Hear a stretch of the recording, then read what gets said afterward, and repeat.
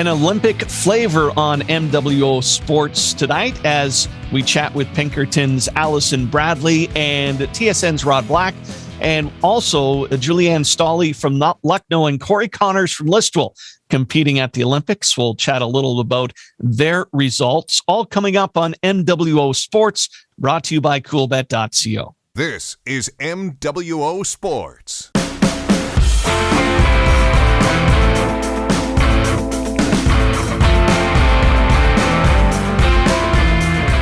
Welcome to another edition of MWO Sports. I'm Steve Sabourin along with Clarke, and a big show tonight as we welcome Pinkerton's Alison Bradley and TSN personality Rod Black. We'll discuss a whole line of things, including the Olympics. And speaking of the Olympics, Lucknow's Julianne Stolle and Listowel's Corey Connors continuing to compete. Stolle ran her race this morning at 6 a.m. Eastern Time, and ran in the first heat of the 5,000 meter. She finished 17th out of 19 runners with a time of 15:33:39. She will not advance to the finals as they took the top 5 finishers in the 2 heats in the following top 5 qualifying times. And she was off her personal best, which was just over 15:02, but a magnificent effort by the Lucknow native, and had plenty of community support through social media as flags, signs, and video posted everywhere across the board. And Clarke, what a fantastic journey for the athlete from Lucknow. Absolutely. It's a great accomplishment, obviously, to run in the Olympics, and getting up at 6 a.m. A lot of people, local people, I'm sure, did to watch her this morning. So it's great to see that local flair for sure. And Corey Connors as well, as you mentioned, on the golf side. They got delayed a little bit on Thursday due to weather, and he'll continue, I guess, this evening, Friday evening, as we speak. He will be completing his second round. But I haven't been thrilled with the golf and the coverage of the golf. I tuned in on, I guess it was, it's weird getting your days mixed up, but I guess it was Wednesday night, round 1, and didn't see a lot of Corey Connors. And the coverage, it just seemed like it wasn't a normal golf crew covering it, and I found it very hard to follow, as well as the format. Steve, I would love your opinion on the format. To me, in a golf Olympic style competition, it should be a team format, and I hope maybe they can take a look at that, or maybe even have another competition at some point during the Olympics where it's a team event, and Mackenzie Hughes and Corey Connors could team up, which I think would be kind of fun to watch as well. Well, there was some discussion about that when they were both announced to the team by Golf Canada earlier this year, Clarke, and both touched on that, even incorporating the women into a team match as well. The Olympics all about being team oriented. So it would be interesting to see if they overhauled the golf format. I think from an ease of an organizing standpoint, sticking with the stroke play. And as for the coverage stuff, wondering if COVID really put a damper on how they cover the sport as well, and being able to get the number of bodies in there. So, but we'll see what happens with Corey Connors. We tried to get Julianne Stolle on the show actually tonight. Well, you spoke with her, right? I messaged her, messaged her through Facebook, and she didn't respond to me. And but she was talking with family and friends, which is completely understandable. Family first, and but she is looking forward to jumping on with us, hopefully next week, to recap her Olympic journey, and what a fantastic one it was, and the community support drawing national attention. In fact, if you have a chance, you could pick up an Olympian pizza in Lucknow tonight up until 8 o'clock. They're serving the Olympian tomato sauce, matzo cheese, pepperoni, sausage, bacon, spinach, onion, peppers, a wood-fired pizza, and $10 of each Olympic Farm Future pizza going to support Julianne Stolle. And if you're out there, get there soon, because if Steve gets there before you, there might not be any left. Absolutely. Pizza, the best Olympic meal in town. I was watching the rowing last night too. See, I don't know if you caught that. The women's eights winning gold, and it's always you watch these sports every 4 years, right? And it was just great to see the New Zealand team. I think came in as the favorites, and Canada was ahead of them right off the bat and held them off, and it was just exciting. It's neat to see. I like watching that. No, it was amazing. And the women's soccer team making it into the semifinals beat Brazil on penalties. I know not the most favorite way of advancing, but it came down to the final shot, Clarke. The Brazilian team was ahead, and then Canada tied it. And then on the last shot, great save by Lube, and that pushed Canada into the semifinals of the women's soccer event and guaranteed a bronze medal appearance at least. Right, and I think they'll play either Netherlands or the United States on Monday, so we'll have to watch for that. And of course, we'll get more into it with Alison, but the Canadian women softball team winning bronze, and they were so close against the U.S. and Japan in their games, but they came away with the bronze as they beat Mexico in the bronze medal game, and it was great to see. Oh, and Steve, of course, Penny Oleksiak. We have to talk about Penny. She has 6 medals in the Olympics, trying for 7 in the freestyle on Thursday night, and came up just short, but hopefully she has one more chance to be the most decorated Canadian Olympian ever. So that'll be thrilling. Yeah, amazing. 6 medals for her overall in the Summer Olympics, and Cindy Klassen and Clara Hughes, the other 2 Canadian Olympic athletes with 6 medals. So number 7 would be huge. Oh, and what about that, Clarke? I mean, all the medals so far coming out of women's athletics. The men? Where are the men? They're not showing up. The baseball team didn't even make it there. I know. But that's awesome for women's sports, and seeing the accomplishments that they have done so far. So, and I just find it, obviously it's different. We know we're in a different world, but it's just too bad that parents and friends and family can't be there. You know, like Julie, I'm sure would love to have her family. Obviously, everyone would love to have their families there. And it just must be so much different competing this time around. It's been different for everyone in the whole world, for sure. But it's missing that element for sure. Definitely. And we'll touch base with Alison Bradley from Pinkerton coming up next. She knows a little bit about the women's softball sport. And coming up a little later, Rod Black from TSN as well. Congratulations, Julianne, on your journey. Corey, hope you can swing away at the golf course as well at the Tokyo Olympics. We'll be back in just a moment. You're listening and watching MWO Sports, brought to you by coolbet.co. This is MWO Sports.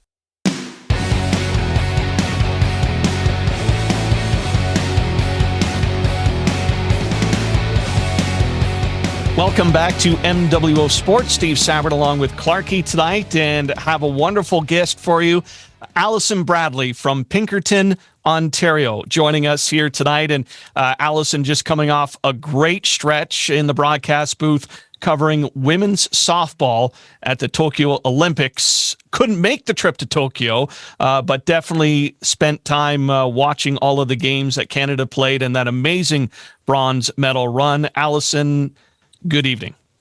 Hi there. Thanks for having me. No, thank you for joining us. And you know what? It was a great Olympic run. And let's start with that Olympic run of women's softball, Alison. It had to be emotional for you to see that team win, a team that you were a part of back in Athens and Beijing. Emotional is maybe an understatement.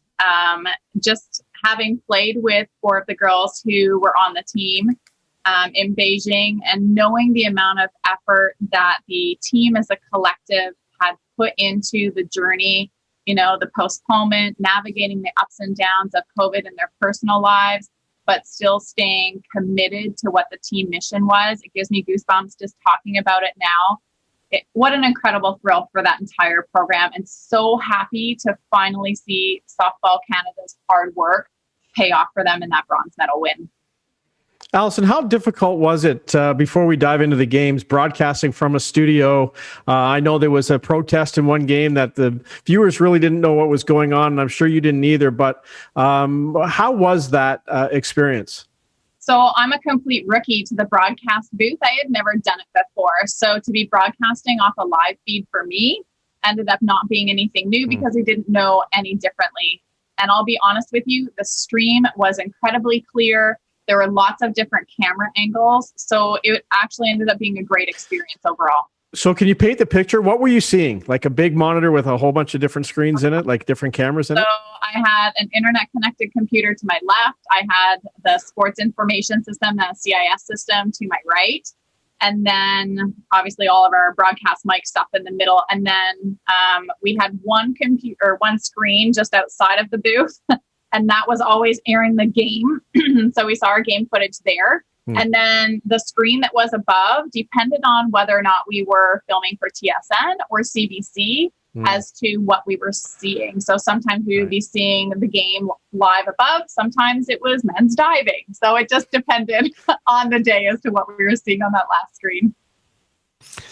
Well, certainly an experience. And let's get into this Canadian run. Going into the Olympics, they were ranked third behind the U.S. and Japan, and took both of those teams to 1-0 games. I mean, phenomenal. But I guess what kickstarted Canada in that tournament and made them believe that they had a chance to get a medal? I think that started long ago, Steve. I don't think that was something that started at the tournament. You know, Mark Smith, the head coach, has been working on building the culture with that team since he started in 2009 and really did a complete shift. You know, I think in 2004, we thought maybe we had a chance to get to the playoffs. In 2008, we thought, yeah, we could probably be on the podium. But this team had such a strong belief in what they were able to accomplish and what they could accomplish. And a lot of that stems back to their preparation.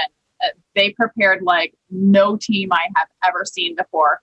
And don't get me wrong, we prepared hard in 2004, we prepared hard in 2008, but this group took it to an entirely new level. And Coach Smith brought in dietitians and a strength and conditioning coach who was incredible with the team and really made their training sport specific.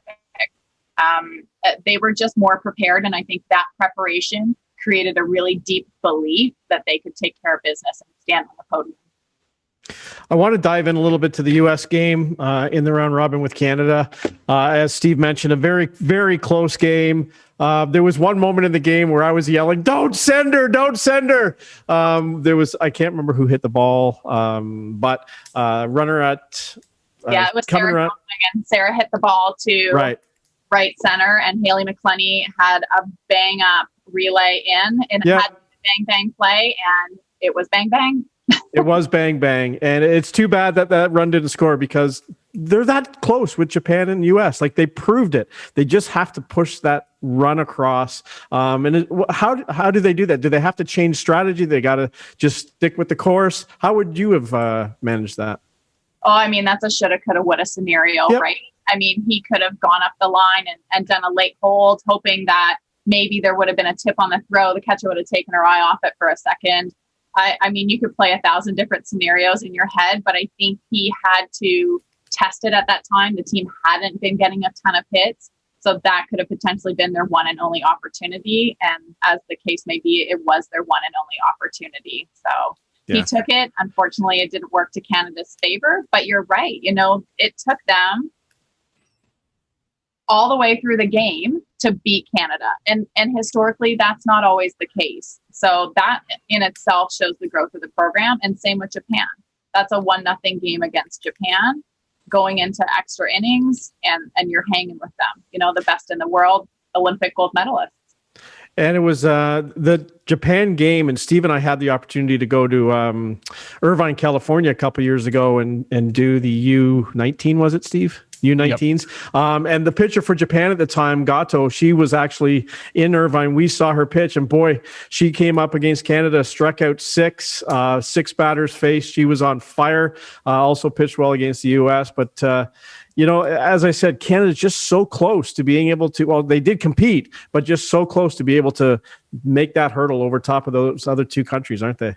Yeah, absolutely. And I mean, if Canada had beaten Japan and the U.S. continued to do what they did, which was take care of Japan, then we could have very well been in that gold medal game, you know, but they definitely did everything in their power to get where they needed to be. And they just didn't have the hits all the time. But I was looking back at the stats today, and Canada had the highest batting average. Canada had the most runs scored. I don't know if Canada's ever been able to say that before. So what a huge feat to be leading in both of those categories, and then have Jen Salling as the number one hitter in the entire tournament.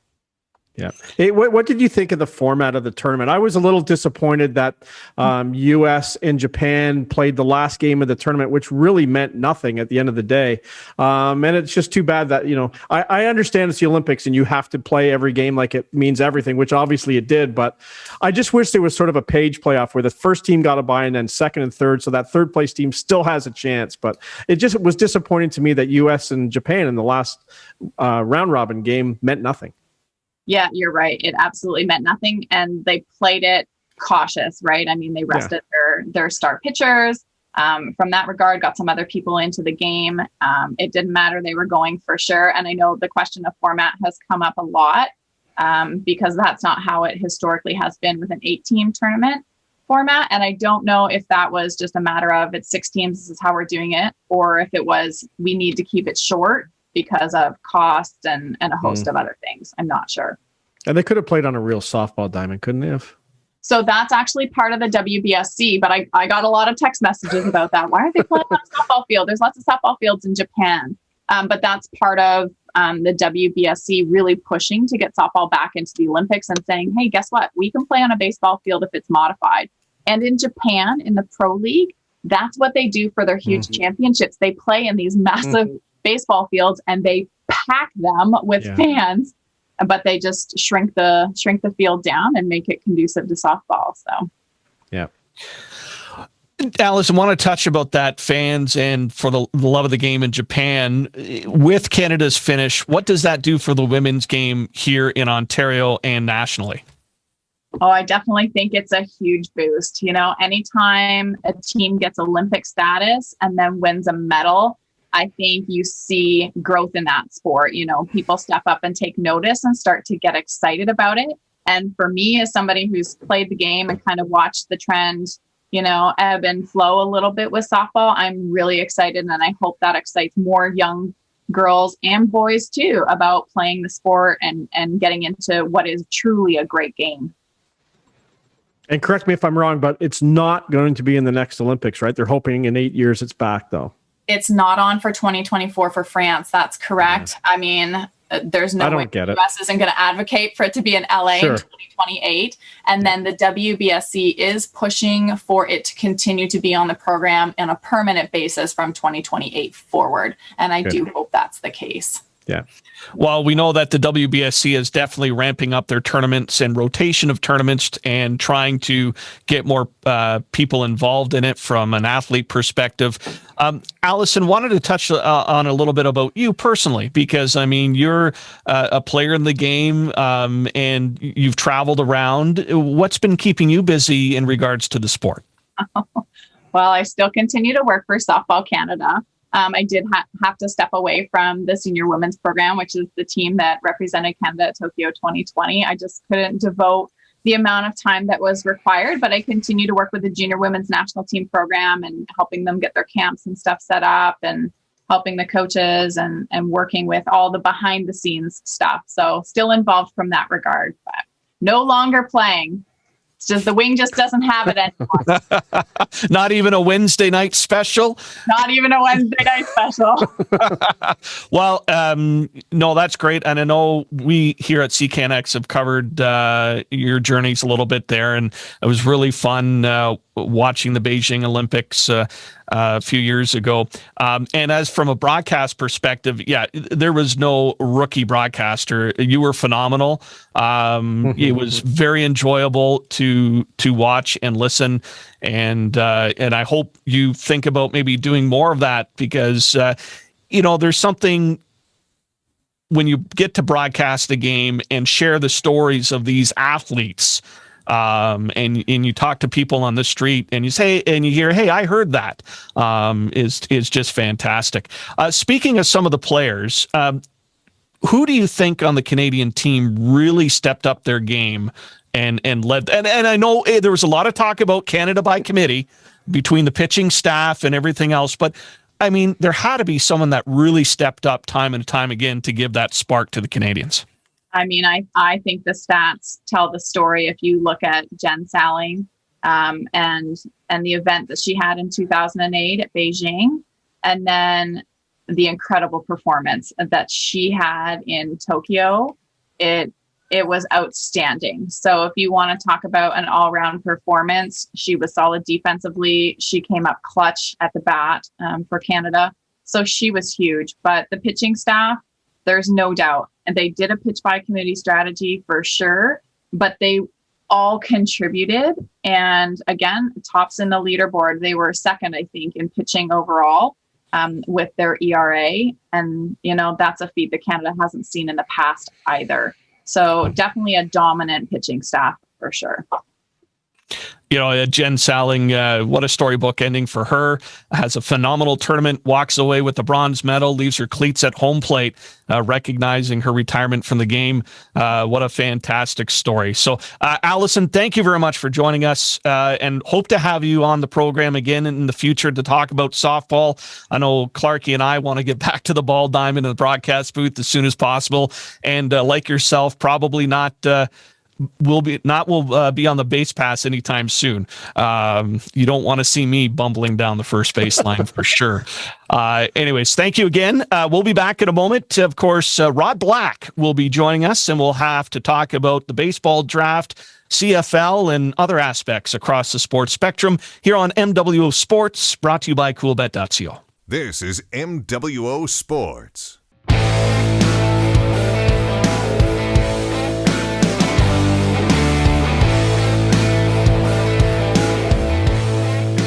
Welcome back to MWO Sports, brought to you by coolbet.co. Steve Sabourin along with Clarke, and another great guest with us tonight. Rod Black from TSN joins us, of course, getting set for a return to the CFL and many other things on his plate. Rod, how you doing? Doing great. If we're still doing the Zoom stuff, we can't see each other.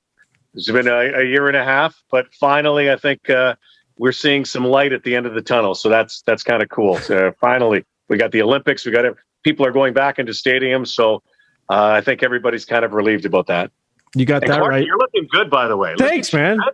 You're like the Benjamin Button of podcasts, dude. Yeah, okay. I don't think a lot of people, Steve, know that Chris Clarke, and he and I go back a long way. I'm old. I'm an old guy. Chris Clarke, a lot of people don't know, is 84 years old, and he's looking great.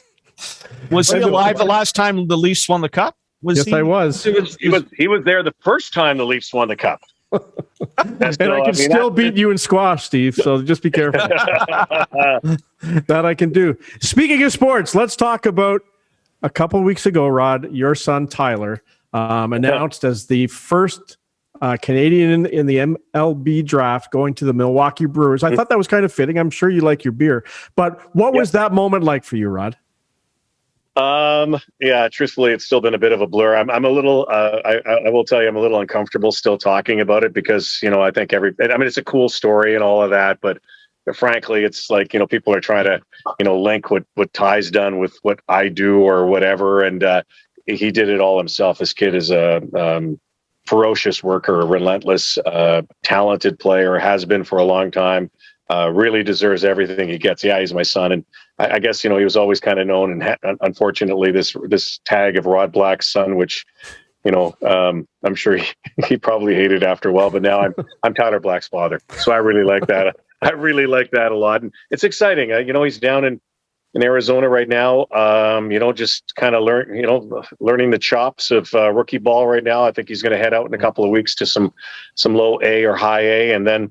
This journey has really begun. The draft is one thing, guys, and it's unlike any other draft. It's very complicated. There's a lot of money slotting that goes on, but when a team wants you, like Milwaukee wanted him, I think he's pretty honored, and we're obviously very proud. And I think it's honestly a perfect fit for him. So it's great to be drafted, but now the real work has begun. And only moments after he was drafted, we had a little draft watch party, and he said, "Yeah, well, now time to get back to work." So that says a lot about him. Tell us about him. Position, hitter? What kind of hitter is he? What are we going to see? He's always been this hitter. He's got great hand-eye coordination. I think it's comes from playing a lot of different sports. He played a lot of when he was a kid. That's all he did was hit all day long as a wiffle ball player in the backyard, and could hit. And he was a hockey player and a football player and a basketball player. And he started at a young age as a pitcher too in the Markham Mariners organization. Joe Bowen, as a matter of fact, he and I coached Tyler and David, his son. Then he went to the Prospects organization with Rob Butler and Rich Butler, who helped develop him as well, and ended up through that organization finally to the Toronto Mets, which has really changed him as well and helped the development, a travel team. And then he ended up getting a scholarship down to Wright State University, a mid-major in Dayton, Ohio. Kind of came in as this unsung, Canadian, as they call them. They call all these kids down there the dirt balls because they play so hard and they're always the underdogs, and just learned and kept hitting and hitting. I always thought he was projected as an infielder. He was a great shortstop when he was a kid, and third baseman. I could see him maybe even going there down the road, but he's a second baseman, and did well in college. Was a freshman of the year in his region, and last year they lost it to COVID. Of course, they lost the whole season to COVID, which sucked. But and it allowed him to. He had a bit of an impingement in his shoulder from an injury, and allowed him to get it fixed through the Cincinnati Reds doctor, Kremchuk, and it allowed him to come back stronger this year in the fall. Yada yada yada. They had a great year. He had a great regional against the Power Fives, and was hitting against the likes of Jack Leiter and Kumar Rocker, who were drafted high, and he was starting to really, climb the ladder on the ranking scale. And a few weeks beforehand, we knew probably the low end was a second round pick, and the days before we kind of knew that he kind of snuck into the first round. So yeah, he's, like I said, it's all hard work. He's a talented ball player. He's dreamt about this his whole life, and I will tell you, I just know that just knowing him. Because I have another boy too. He's kind of on the same path. I hope I'm talking in a couple of years about Brody. And my kids are really sports oriented, but they're also high achievers. And I think one thing about Tyler is that he likes to dream, but he likes his dreams to become reality. So yeah, it's like I said, it's been a bit of a blur, but it's been all good. Go ahead, Steve. Well, I was just going to say it'd be very interesting if Rod, you got back to baseball and caught the Milwaukee Brewers in Toronto and was able to call a game with your son in the lineup. That'd be the ultimate. That'd be something. Yeah. It's still, like I said, it's still a long journey, to try to climb the ranks from low A to A and double A and triple A. But one thing about the Brewers is they develop players, right? And they love Canadians too. There are a lot of Canadian connections, but that would be something someday, although I don't think I could probably do it just because I wouldn't be probably the most objective guy in the world. And I will tell you, and Clarke knows me well, is that, we do a lot of Toronto teams, and I've done the Raptors, but I mean, we're generally we're very unbiased. Yeah, we want the teams to win and do well, but we tell it like it is. And, I would definitely tell it like it is, regardless if it was my son or my daughter, whoever was playing in sport. But, that would be kind of cool. It is kind of cool too that I used to do the Jays when we had the rights to TSN, and Tyler and Brody were both around that a lot, and I think that also helped to form an impression in their minds about what it takes to be a big leaguer. They were around it a lot, and they saw how hard of a game it is on your body, but also on your mind. And it is a game of failure, and it is a game of success, and you've got to have a real even keel, you guys. I think he learned that, and he saw how hard these guys work, 162 days a year. So it's that would be kind of cool though and even if I don't, maybe I'll just call them in my basement anyway. Hey, a guy who I know, and I'm sure Gordash works for the Milwaukee Brewers. Just take us behind the scenes a little bit with the lead up to the draft. Did you have conversations with teams? Did Tyler? Yeah. Did your Tyler's agent? And did you talk to Gord at all? No, I did not. And Gord and I go back a long way. And I think Gord's more of a consultant now. Yeah. And, Doug Melvin's there, who I have tremendous respect for too. No, but we had heard there were teams. It's weird draft, you guys. The way they work it is that you don't really hear. And Tyler's advisor, Jeff Gatch from PSI, is phenomenal. He's been great with Ty the last year. And, there were a lot of scouts out to watch him. They watched him a lot, and a lot of teams were on the radar.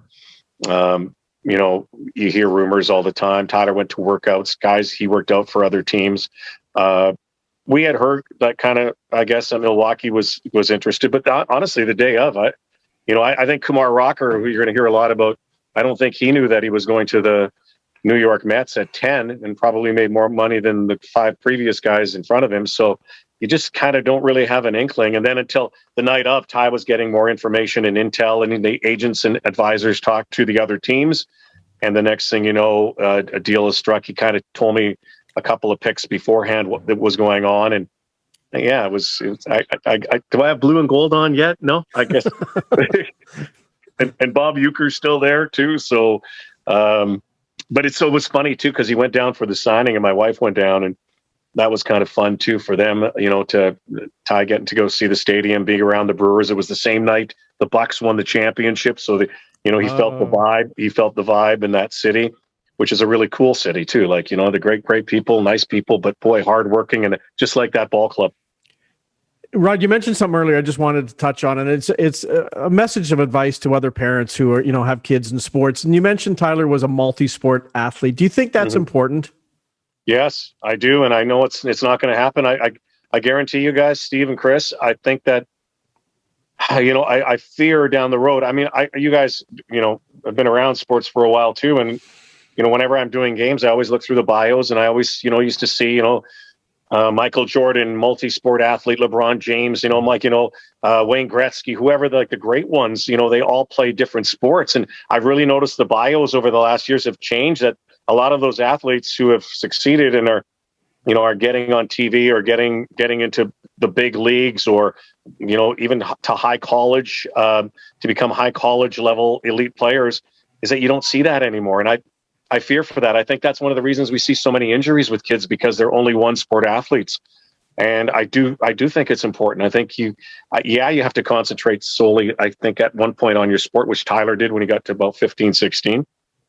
But I also think that you have to have a love and a passion, and all those other sports, I do believe, help the sport that you're eventually going to maybe lean to or play more.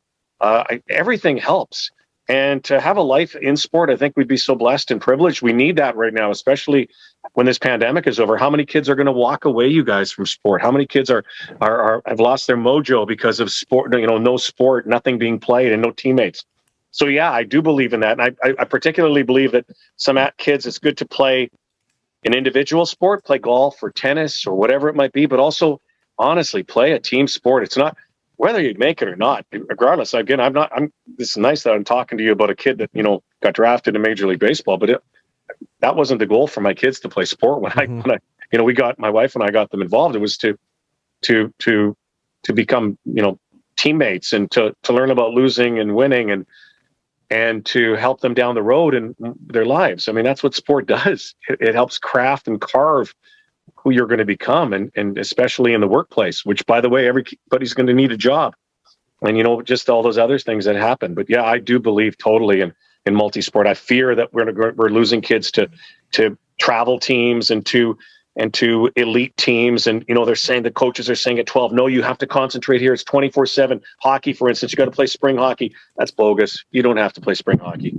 I've never seen any kid that played spring hockey at 12 and 13 excel in September. It doesn't make sense. I've been around that. I've seen that. That is complete BS. You whatever you play, it's a cash grab, I think, for many teams. 15, 16, yeah, maybe, because they're scouts. There are no scouts at 12 and 13. They're not watching anybody. It's a cash grab to play in a spring tournament somewhere. That kid should be going to play soccer or being well with their friends or golf or whatever. Change of seasons, get them out of a rink. And again, that could be get them out of a basketball court. But I just, the multi-sport thing is, to me, it's very undervalued right now. And it wasn't, but hey guys, we're all the same vintage, I think, except for Chris is at 84, turning 85. I do think that's how the way we grew up. We grew up that way, and I don't think kids are growing up that way now, and I'd like to see that changed. Mm-hmm. Yeah, my son Paul is 15 years old, and he just hooked up with a bunch of friends to play softball, and asked him the other night, I said, so what's the goal of this team? He goes, just to go out and throw the ball around and have some fun, which is fantastic, right? Yeah. I mean, just go out and get back on the field. Yeah. And speaking of getting back Rod, we're going to switch gears here and jump to the broadcast booth because you're going to be returning and bringing us CFL football, which has been a long time coming. Yeah, it's one of the very few leagues that lost an entire year, could not play last year. Everybody else tried to get up and running in the CFL based on a lot of reasons, could not. The border, obviously, and American players couldn't come north. The financials, playing without fans. But yeah, I think the Canadian Football League fan has been well underserved. We haven't, and that doesn't happen very often because they're usually overserved. But I think, they've missed it, and we've all missed it. And it's just nice to have a league that's up and running again. And the players, I think the first couple of weeks are going to be a little spotty. But one thing about the CFL, even if the players don't have preseason and not a lot of time, there will be mistakes, but you have big plays, and you'll probably see some good run backs, and you'll see some bombs, and you'll see some of the gadgetry that goes on in the Canadian Football League. So the fans are going to have to be patient, particularly with the players and the refs. But hey, guys, something is better than nothing, and it's just so good that it's a shortened season. But at least it's going to be a regular season. It's going to be something, and the CFL is back, and that's just great news for everybody. And who knows what team's going to be good? Like it's up in the air, right? Totally, in my mind. Yeah. I would say the legitimate contenders still are the guys in 2019 that were in the Grey Cup in Winnipeg and Hamilton. They haven't had a lot of large scale changes. I think in Hamilton with Jeremiah Masoli now healthy and Dane Evans, who's going to be the number one there. Winnipeg's a really good team, and still, they continue to load up with players. But you're right. I mean, the West is crazy, and you got so many different coaches that have changed teams. And you got Rick Campbell in BC and Jamie Elizondo in Edmonton, and he's with Trevor Harris now again. Paul LaPolice goes to Ottawa. It's very, very interesting. What's going to happen, but the West is so good. Calgary's always good. The Edmonton Elks, which we got to get used to saying, they're going to be strong. Saskatchewan Roughriders, a perennial powerhouse. I mean, they got a bitter feeling, a bitter taste in their mouth over, their loss a couple of years ago. It's hard to believe you're saying a couple of years ago in the playoffs. Montreal was improving. Ottawa needs to get better, and I think they will with Lapo there. Hamilton's awfully good, and Toronto's got a new coach too, and Ryan Dinwiddie. And what will he do? And everybody's kind of wondering with Nick Arbuckle and McLeod Bethel Thompson back, and the changes that Pinball Clemens has instituted. Pinball Clemens, forget about that, So it is wide open, and by the way, it's also a shorter season, so don't get off to a slow start. Right. And I'm going to, once again, finally going back as an Argonaut supporter. I boycotted because you guys probably don't remember this, but in 1873, the Argos released that boat logo and they brought it back finally. And now I'm ready to go support that team again. So that boat logo is classic. Oh, it is. You're back. Oh, hang on a second. I got to careful. There's a shopper coming. Yeah, it is. It's cool. I think a lot of things. Clarke. I think the move to BMO was a positive one, but there were a lot of hiccups along the way. I still think that east bleacher, the east stands are so always directly into the sunlight for a lot of games, and it kind of hurts them a bit. I mean, they still got to sell the game. Here's the other thing. I mean, as good as this all sounds, you guys, the three biggest markets in Canada for the CFL, three biggest cities, Vancouver, Toronto, and Montreal, still suffer. And we've got to find a way to change that. In my mind, they try everything, concerts, get back to the kids. Get back to the kids. Bring the families, get the kids. Like you, Clarke, become a fan when you're young. Become a fan when you're young, because those kids are going to drive the parents to the games. Yeah. So there's still a lot of work to do for the Canadian Football League, but again, and certainly for the Argos in the market. But I think, hey, they got the mayor of Toronto, de facto mayor, could be the Prime Minister of Canada. If you can't get pumped up by Michael Pinball Clemens in life, folks, you cannot get pumped up. Rod, I had season tickets in 1982 because A&P sold them for $33. Had a whole season for $33, and that's what they got to do. They got to get back. And I know money's money now, but you got to invite the kids for sure. Make it affordable. Exactly. Make it an experience. Yeah. I will tell you, there's nothing like a CFL player in the community. No athlete is like a CFL. They're in the community all the time.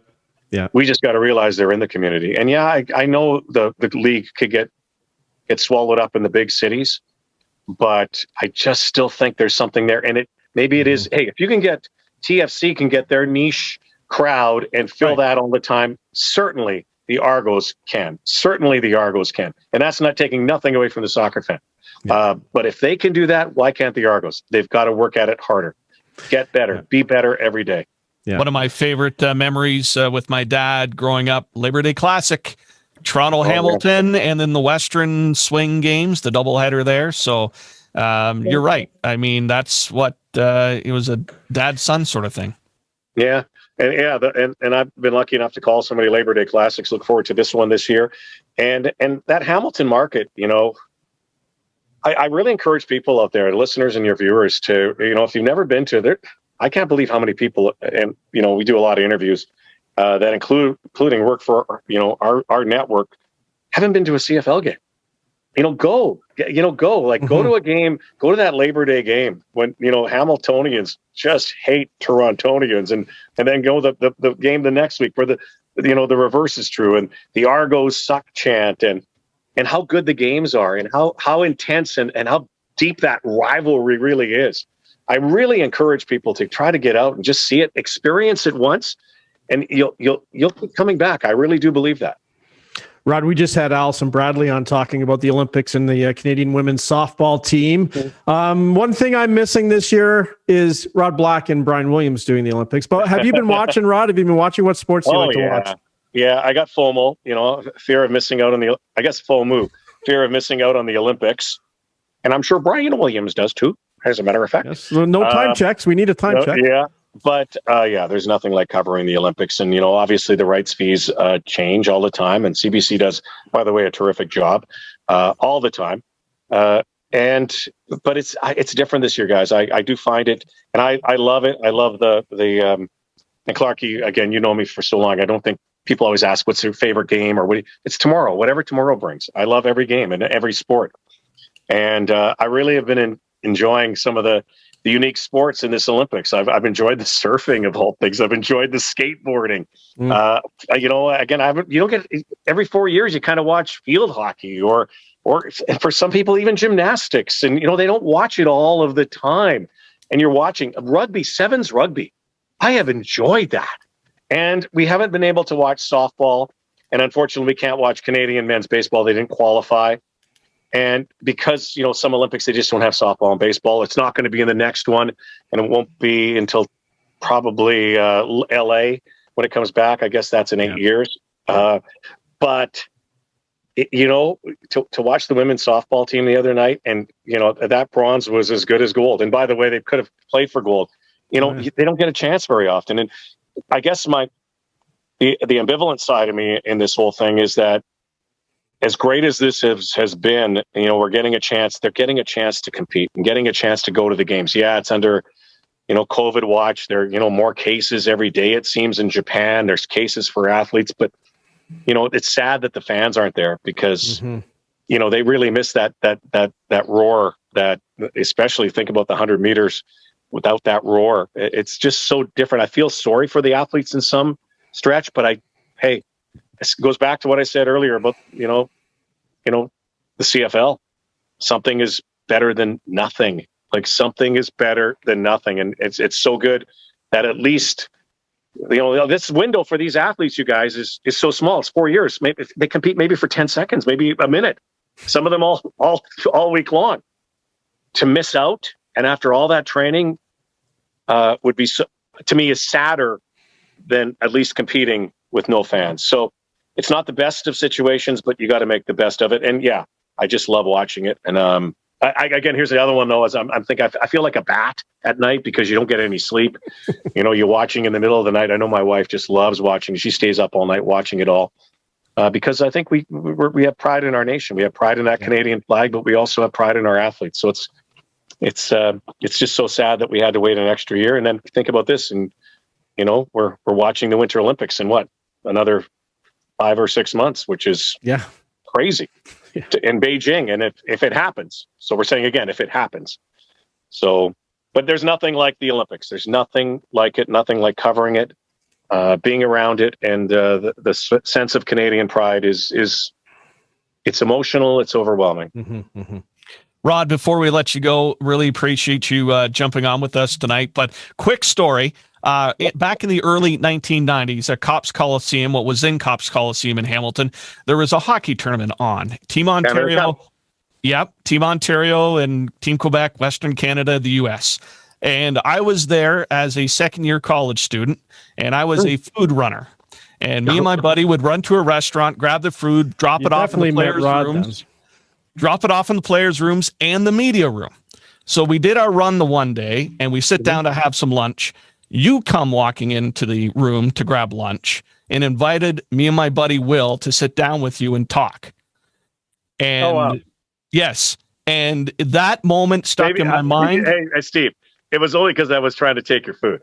Yeah, well, whatever the case. I'm only kidding you. At the end of the day, that was one of the key moments that wanted to keep me on track to get into broadcasting. Hey, that's awesome.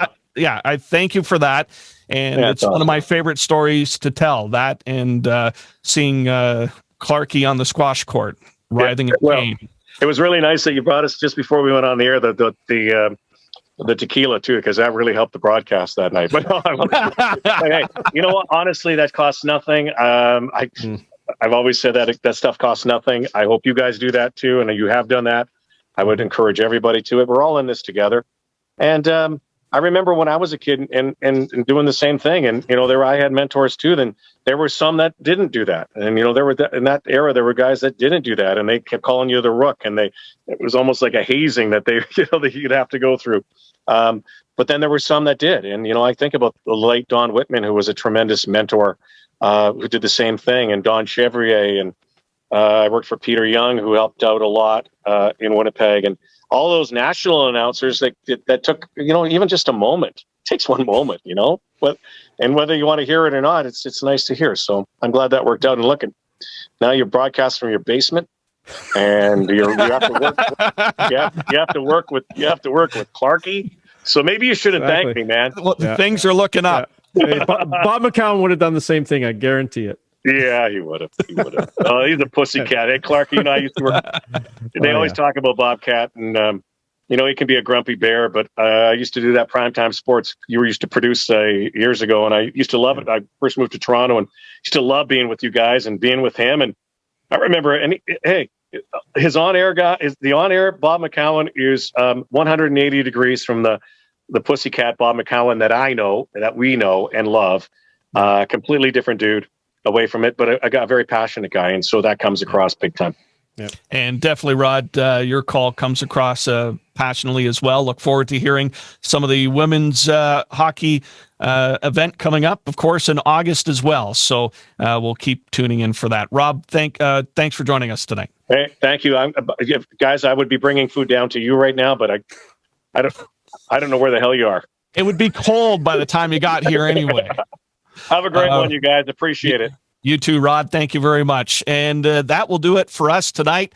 On behalf of Chris Clarke and myself, Steve Sabourin, Ryan Drury, I don't know where he went. Hopefully he joins us next week. But thank you very much for joining us tonight. Alison Bradley, of course. You can catch us on CKNX, cknx.ca, of course, Whiteman.